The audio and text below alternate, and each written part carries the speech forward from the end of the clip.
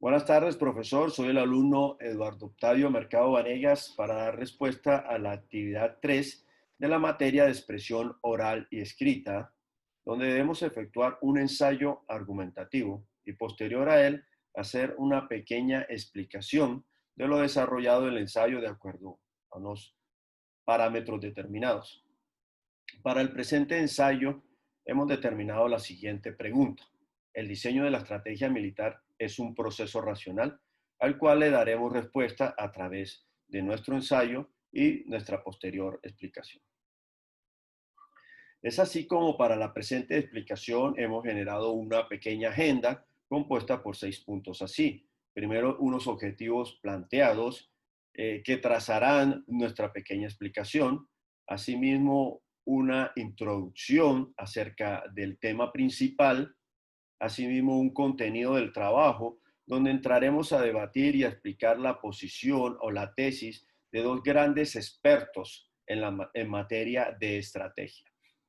Asimismo, una justificación una justificación propia de la tesis expuesta por los autores anteriormente nombrados, asimismo unas conclusiones y por último las referencias bibliográficas que se emplearon para el presente ensayo.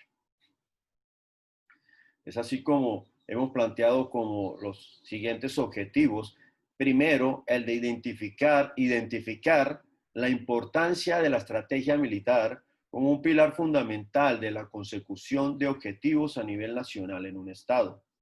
Asimismo, vamos a entrar a definir la relevancia del proceso racional para el diseño de una estrategia militar. Por último, vamos a demostrar el desarrollo del proceso racional en el diseño de una estrategia militar. Es así como, entrando en contexto, podemos decir que cuando hablamos de estrategia, en nuestra mente suelen atravesar una gran variedad de referentes de la historia universal que han hecho de esta palabra una fuente de estudio y análisis durante varios siglos. Es así como podemos pensar en Sun Tzu, en Clausewitz, Napoleón Bonaparte, Alfred Mahan, y sin dejar de lado a nuestros referentes y libertadores, a Simón Bolívar, entre otros. Militares que han sido grandes estrategas, que hicieron de la estrategia la parte fundamental y principal bastión de la planificación, desarrollo y definición de las grandes campañas militares en el mundo. Es así como, entrando en contexto, hemos traído a colación las tesis o conceptos de grandes doctores que ayudan o han contribuido con los grandes ejércitos a generar un planteamiento o concepto de estrategia, como es el doctor Milan Bego y el doctor Lawrence Friedman. Cuando hablamos del doctor Milan Bego, habla de su concepto de estrategia, dice que la estrategia ha evolucionado desde el arte del general para conducir los ejércitos hasta el arte y ciencia del desarrollo y empleo del potencial político, económico y psicológico de una nación, junto con sus fuerzas armadas durante la paz y la guerra para lograr sus objetivos nacionales y permanentes.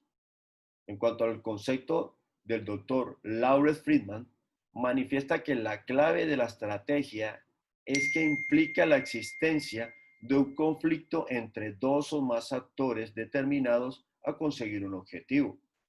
Manifiesta que la estrategia moderna se desarrolló en un momento en que para afrontar estos conflictos era necesario mover enormes y disciplinados ejércitos que debían desplazarse enormes distancias para situarse en la mejor posición de combate.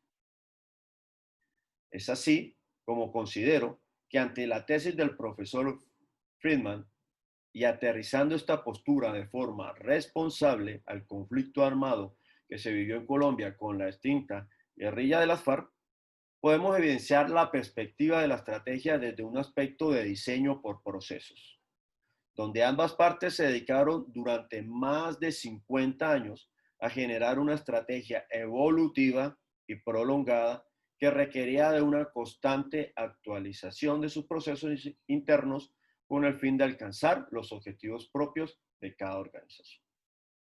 En cuanto a la tesis del doctor Bego, el más claro ejemplo de su postulado está representado para mi concepto en la guerra del Vietnam.